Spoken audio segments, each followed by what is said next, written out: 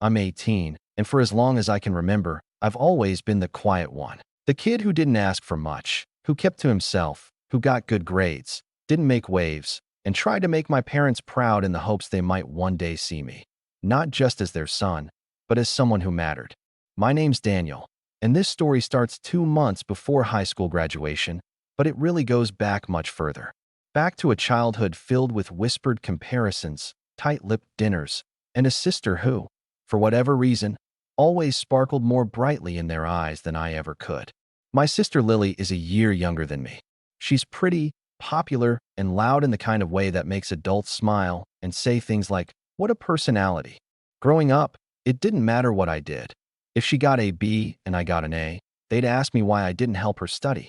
If I won an award, they'd say, "Well, Lily's more of a people person."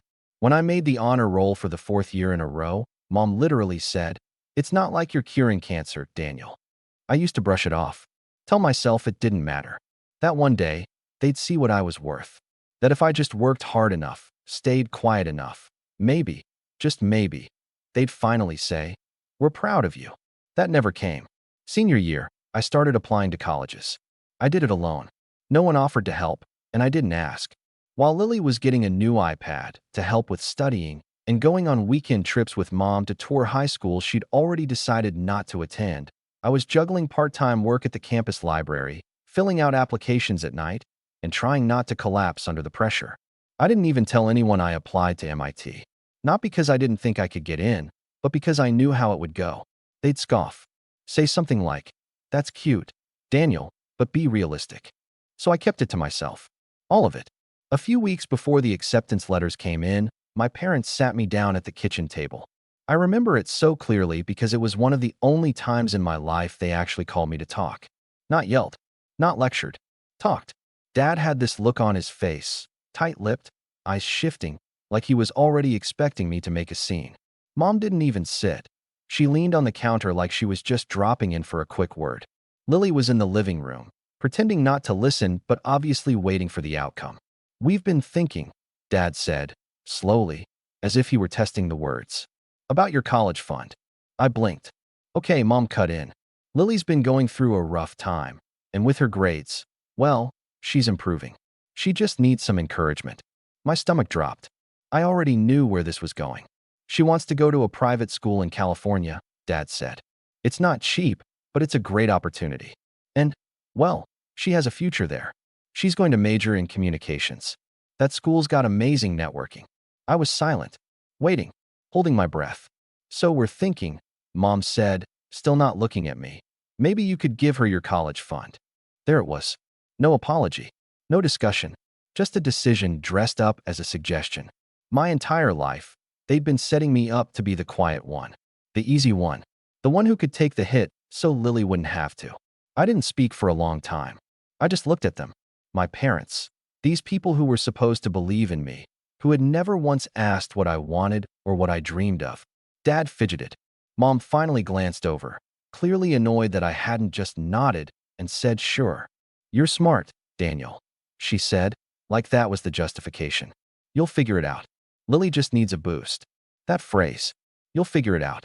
They'd said that to me when my bike got stolen and they wouldn't replace it. When I needed help with calculus and they didn't want to pay for tutoring. When Lily had a tantrum over not getting new shoes and they gave her the money they'd promised me for a debate trip. I could feel my hands shaking under the table, but I stayed calm. I didn't raise my voice. I didn't argue. I just slowly reached into my backpack, pulled out a plain envelope, and slid it across the table. "What's this?" Dad asked. "Read it," I said quietly. Mom opened it. Her eyes moved across the page, slowly at first. Then faster. She read it again. Dad leaned in. The silence in that room was deafening. A full-ride scholarship. MIT. One of the most competitive programs in the country. "I've known for a month," I said. "I was going to tell you. But then I figured, you'd be busy with Lily." No one spoke. Lily was still on the couch, frozen, her phone in her lap. Dad cleared his throat like he was about to say something, but I stood up before he could. "I packed last night," I said, grabbing my bag. "My flight's tomorrow. Orientation starts early for scholars." Mom stepped forward like she wanted to stop me, maybe say something motherly for once in her life. But she didn't. She just stood there, helpless and stunned. I walked out the front door, past the car they said they couldn't afford to help me buy, past the mailbox where I used to check every day for birthday cards that never came, past the flower beds Lily used to trample when she got mad and blamed me for. And I didn't look back. I didn't say goodbye. I just kept waking. My bag wasn't heavy, but my chest was. Not from regret. Not from sadness, either. It was something else. Relief. Maybe. A strange, painful kind of peace. The kind you feel when a wound finally closes, even if the scar will stay forever. I got into the rideshare I'd already booked, looked back once, not at the house, but at the driveway where I used to shoot hoops with a flat basketball because we're not wasting money on another one. I watched the door. No one came out. Not Lily. Not Mom. Not Dad. The driver didn't say much, just nodded when I said the airport. I remember resting my forehead against the window, letting the sunlight warm my skin, and for the first time in a long time, I breathed in a way that didn't feel like I had to earn it. I landed in Boston late the next day. It was gray and cold, but to me, it felt like a new world. I found my dorm, met my roommate, a robotics prodigy from Japan, and unpacked in silence. Every photo of my family I had brought with me, I left in the bottom drawer. I didn't hang them up. I told myself I'd decide what to do with them later. They didn't deserve to be part of this new chapter. Not yet. Maybe not ever. Over the next few weeks, life moved fast. MIT was like drinking from a fire hose. Every class, every student, every moment was intense and demanding, but I thrived. For the first time in my life, I wasn't the background character. I wasn't Lily's brother. I was just Daniel. And Daniel was finally enough. But then came the messages. It started as a single text from my mom. "We're proud of you. Can we talk soon?" I didn't respond. Then a call from Dad. I watched the screen light up with his name. Let it ring. Voicemail. "Just wanted to hear how things are going. Lily's really sorry about everything." I hadn't heard her voice once. Not before I left. Not since. Then Lily herself finally texted me, weeks later. I'll never forget it. "Hey, sorry if things got weird. I didn't ask them to do that. I was just trying to follow my dream too." She attached a selfie of her on a California beach. Sunglasses, smile, and a caption that said, "Cali Life #future media star." No apology. Just a subtle flex. As if my college fund was something she earned by simply existing. Still, I said nothing. It wasn't until mid-October that the story truly came full circle. I just finished a late seminar when I got an email from the dean's office. They were hosting a dinner for new full-ride students, donors, and select families. It was meant to be this big celebration of our potential and the people who helped us get there. Every student was allowed to invite 2 guests. 2 seats. I stared at that line for a long time. I didn't have anyone to invite. Not really. But I thought of someone, Mr. Gellner, my old high school physics teacher. He was the only one who believed I could do something big. The one who wrote my letter of recommendation when no one else would. I emailed him. He said yes immediately. At the dinner, surrounded by polished suits and expensive dresses, I stood a little taller. The room was buzzing with conversations, laughter, the clink of glasses. A few parents gave speeches. One mom broke down crying while talking about how hard her son worked to get in. I clapped politely. It was touching. Honest. I felt a twinge of something, but not jealousy. Just distance. Like I was watching a movie I wasn't cast in. When I stood to speak, each scholar had a moment to say something. I thanked Mr. Gellner. Thanked the university. Thanked the people who'd shown up in my life, however briefly, and made me feel seen. Then I paused. My eyes scanned the crowd. "I want to dedicate this moment to the people who taught me silence," I said. "To the ones who thought I'd just figure it out. You were right." I did. I smiled. A few people clapped, not quite sure what I meant. But Mr. Gellner gave me a knowing nod. The next day, my name was on the university's homepage. MIT Scholars Speech Highlights Quiet Strength and Resilience. That same evening, I got another text from my dad. "We saw the article. Can we talk? Your mom's been crying." Another message from Lily. "Okay, seriously? That dinner thing? That was about us, wasn't it? Don't act like you're better than the rest of us now." Better? No. Just finally free. I didn't answer. I was done explaining myself to people who never bothered to ask in the first place. But here's where things took a turn. A few days later, something unexpected arrived in my inbox. A scanned copy of a withdrawal form from the California school Lily had enrolled in. And right below that, a GoFundMe link titled, Help Lily get back on her feet. College dreams derailed by unfair system. My stomach dropped when I saw the donor list. Guess who had already contributed? My parents. $5,000. $5,000. That's when something inside me shifted again. Not hurt, not disappointment, but something colder. Like I've been holding back too much, too long. That night, I opened a new document on my laptop. I started writing something public. Not a rant, not a cry for sympathy, just the truth. And it was time the world finally heard it. I spent 2 full nights writing it. Between classes and lab work and late-night ramen in the dorm kitchen, I kept coming back to that blank page. And with every word I typed, it felt like I was taking back a piece of myself I didn't even know I'd lost. I titled the post, "When They Said She Has a Future and Left Me Behind," and uploaded it to Medium under my real name. Not some anonymous vent, not some private blog. I wanted them to see it. The post told everything. How I'd worked for years while my sister coasted. How I'd built my applications in silence while they bought her ring lights and vacation trips. How they told me to give up my future without hesitation. How I left without saying goodbye, not out of spite, but because there was never really a goodbye to give.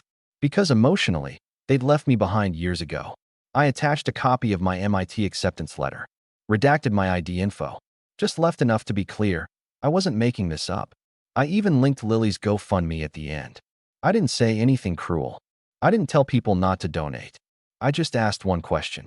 If she has a future, why did they think I didn't? Within hours, it started spreading. Comments came in fast. Students, adults, even some parents sharing their own stories. One guy said it was like reading about his life in real time. Another said, "You've inspired me to apply to college again. I dropped out because I believed them when they said I wouldn't make it." A few people tracked down Lily's GoFundMe and started asking questions in the comments. Why wasn't her family fundraising for both kids? Where was their support when I was applying? Some even shared screenshots of my article directly on the page. By the end of the week, the fundraiser was locked. Donations disabled. The page scrubbed of any mention of me. And then came the voicemail. "Daniel," Mom's voice cracked. "What you wrote, it's not fair. You're painting us like monsters. We were doing what we thought was best. Lily needed the help. That money, it was never meant to hurt you. Please, can we talk?" Then Dad, "It's gone too far, son. Take it down. This isn't just about you anymore. Your sister's been getting threats. Your mother's not sleeping. Please." And finally, Lily, "I can't believe you would humiliate me like that. Do you think I wanted to take your fund? Do you think this has been easy for me? I'm your sister, Daniel. Or at least I was." That one stung a little. Not because I wanted her sympathy, but because for a second, it showed what this was all about to her. Image. Not family. Not remorse. Reputation. But I didn't respond. Not to any of them. Instead, I went to my professor, Dr. Harland, an older man who'd been at MIT longer than I'd been alive. He was mentoring me through a research assistant position, and I trusted him. I asked him if I'd gone too far. If maybe I should take it down. He just looked at me over his glasses and said, "Daniel, it takes a lot of courage to speak the truth when silence has always been expected of you. You didn't go too far. They just never thought you'd go anywhere." That same week, I got invited to speak at a panel on first-generation students and family dynamics. Someone from the article had passed my name along. They wanted me to share my story. Not just the scholarship, not just the drama, but everything. So I did. I stood in front of over 200 people, students, professors, alumni, and told them exactly what it felt like to grow up in a house that only had one golden child, and it wasn't you. What it meant to have to prove your worth over and over again, until you weren't even doing it for love anymore, just survival. After the panel, a woman came up to me in tears. She said, "I wish my son had someone like you to hear from when he was your age. Maybe he wouldn't have given up." That night, I cried for the first time in years. Not because I was sad, but because for the first time ever, I didn't feel invisible. But then something happened I didn't expect. An email from my grandmother. She's in her 80s. Lives in Florida. We don't talk much, but she used to send me birthday cards with $20 inside and always called me her little genius. The email was short. Just 2 sentences. "I read what you wrote. I had no idea. You deserve better, sweetheart." She ended it with, "P.S. Check your bank account." I did. $10,000. No explanation. No lecture. Just action. I don't know what it meant to her, or if she'd seen the GoFundMe. But it was the first time someone in my family gave me something without making me beg for it. And that money? I didn't use it on tuition. I started a program with a few classmates. A mentorship fund for kids like me, firstgens, quiet ones, overlooked and underestimated. We called it the Invisible Scholars Initiative. We launched our website, started hosting info sessions in underfunded high schools, offering mock interviews, essay feedback, and a small scholarship for one student each semester, funded from that original 10 grand. MIT caught wind of it and backed us. And suddenly, I wasn't just a student anymore. I was a founder, a leader, a name worth remembering. Back home, I heard through a mutual friend that Lily ended up taking a gap year. Said she needed time to heal from online hate. My parents? No idea. They've stopped trying to contact me for now. Maybe they'll try again. Maybe not. But here's the thing. I used to wait for their approval like it was oxygen. Now, I'm finally learning how to breathe without it. It was the middle of winter when the final act began, snow blanketing the sidewalks of Cambridge, crisp air stinging my face as I walked to the lab. MIT was quiet that morning, but my phone was not. It buzzed nonstop with texts, emails, and voicemail notifications. At first, I thought it was spam. Then I saw the subject line that changed everything. You've been tagged in a family post. I opened the link, and there it was. A Facebook post from my mother, public, long, and dramatic. She'd written a 4-paragraph open letter to the world. It was carefully worded, drenched in self-pity, and just vague enough to avoid specifics. But I knew exactly who it was about. She wrote about how some children forget who raised them, how gratefulness has been lost in this generation, and how supporting one child shouldn't be twisted into abuse of another. She ended it with a photo of Lily, fake tears in her eyes, sitting on the floor with college brochures scattered around her, captioned, "Still holding on to her dreams, even with everything that's happened." Heartbreak emoji. Hashtag family is forever. The comments were predictable. You're so strong. Your kids are lucky to have you. Shame on whoever hurt your family like this. But not all of them. People had read my article, shared it, remembered it. Some had screenshots. Others linked it directly in the comments. Isn't this the woman who told her son to give up his college fund for the daughter? Wait, isn't the daughter the one who made that GoFundMe right after he got a scholarship? I read Daniel's story. She's gaslighting the whole internet. The tide turned in real time. I didn't even need to comment. The community spoke for me. Within 2 days, the post was deleted. But the fallout? That took a little longer. They tried calling again, texting, even emailing my student account this time. Dad wrote, "We didn't know you'd make it." That's not an excuse. But it's the truth. Mom said, "You embarrassed us. But I suppose we deserved it." Lily sent one last message. "Congrats on your little program. I hope it keeps you warm at night." It didn't make me angry. It just made me tired. I blocked them all. Again. But this time, it felt different. Final. 2 months later, I got another email, this time from MIT's Alumni Relations Office. They'd seen the buzz. The article. The mentorship initiative. They wanted to nominate me for a Student Impact Award at graduation. Said my work had already helped 4 high school students get into top-tier colleges with scholarships. One of them was from my hometown. The same school Lily and I went to. That night, I sat on my dorm bed, looking out over the snow-covered campus, and thought about who I used to be. The boy who sat quietly at the kitchen table while they planned Lily's future with my money. The boy who waited for someone to notice. He was gone. In his place stood someone new. Not just accepted, not just surviving, but seen, heard, respected.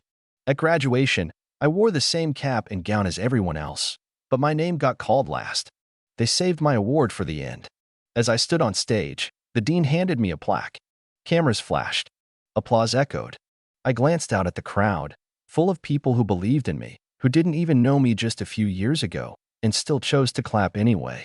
And I realized something. I didn't need to be part of the family I was born into. I built my own.